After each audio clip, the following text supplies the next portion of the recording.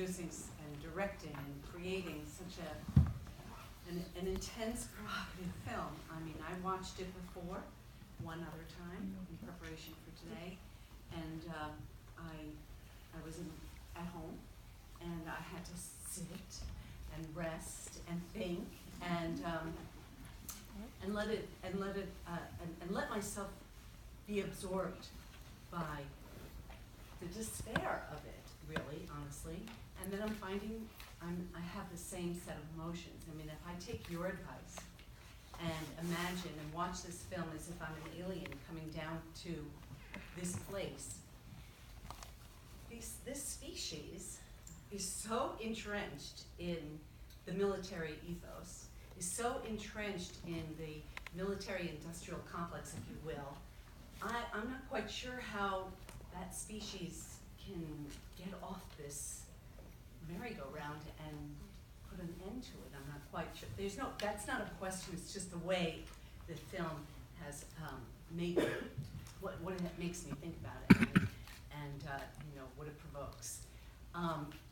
So to get us going with the questions and the discussions with the audience here, I would like to just ask if you could share with us a little bit about what brought you to this film, and also a little bit about the how. Like, how did you get these particular individuals to come and participate in this very surreal project? Okay, first I'm just gonna say I actually saw this as a more optimistic film than the last one. only because despite the fact that they come from very different backgrounds, they have very different political interests and opinions. By the act of putting them together in a theater company, they actually were completely respectful and good with each other, even the people who totally didn't agree. And by giving them each an equal value and their stories an equal value, they were very quickly able to change what would otherwise be the dynamic between them. A child soldier and the chief of the German Army Protocol do not have the same value in the world outside of theater. And it's very interesting to see what happens when suddenly they do, the way we feel about it. So in that sense, I felt that it shows how malleable we are,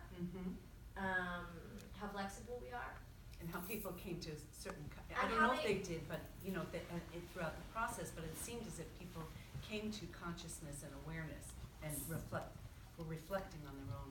I think they did definitely reflect upon themselves, and I think that being part of an artistic work, I think, generally makes people feel like a family. They talk about that. This is a dysfunctional family. I think that's also normal. And it's, yes, so in that sense, I think that there was something good about the fact that, okay, we have this last conversation between the army pilot from India, a human rights lawyer from Pakistan, and even in their disagreement about everything, I hope that you sense that there was a kind of warmth anyway, even though they fundamentally disagree. Yes. And I think that that's quite important. As for how I got to And this, they were in dialogue. and they were in dialogue, exactly. And they laughed together. You can see that at the dinner. The question about how I got to this, I had a very lucky meeting with one of the directors, the 3 directors of Rimini Protocol, after a screening of The Act of Killing, actually. And he saw the film. We had a mutual friend. And he said, you're in Berlin, you should come and see the set we're making for this project. And he told me about the project, and I thought he was totally crazy. And I said, what do you mean, you're bringing 20? So they brought the 20 people together. They worked for 2 years to bring these persons together to create the set, which is actually facsimiles of spaces in their lives. And they were the directors worked with the protagonists to make those scripts for the films that are in the small screens. And but I really wanted to know what it was like for them to be together.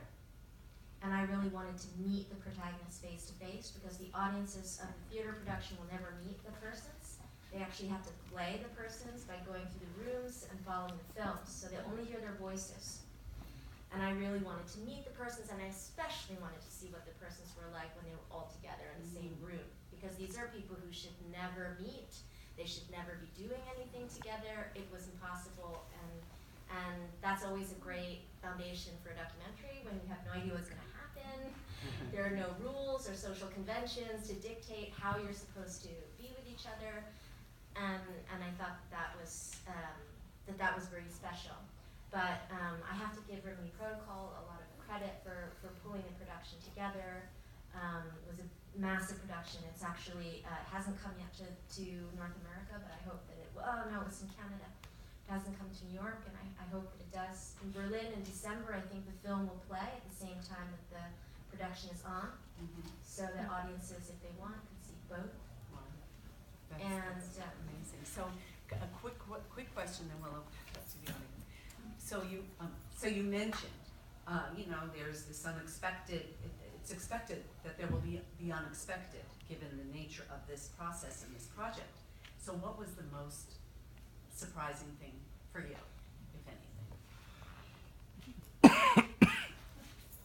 I think that the most surprising thing was I felt that the most mature and open person in the room was Yaoundé, who was the former child soldier. He was 9 years old. He had been trained by North Korean military commandos in something that sounded more like a Vonnegut novel than real life. And he just had this incredible maturity, and he still had this warmth and humanity about him. And in conflict with, let's say, some of the lifetime military persons, Wolfgang Maleric, who I like as a person, we sat and had beers and things, but he, and just this, to look at World War II and kind of have this competitive spirit, even now, even in jest, this was incredible.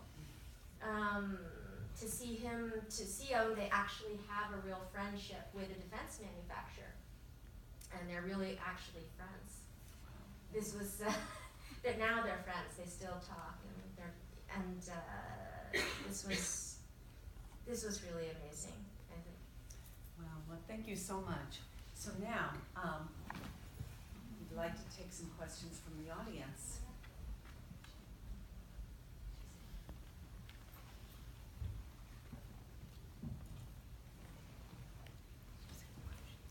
You're Christine? Yes. Christine, Yes. Good evening, Christine. Hi. I'm Ingrid. I have to tell you, honestly,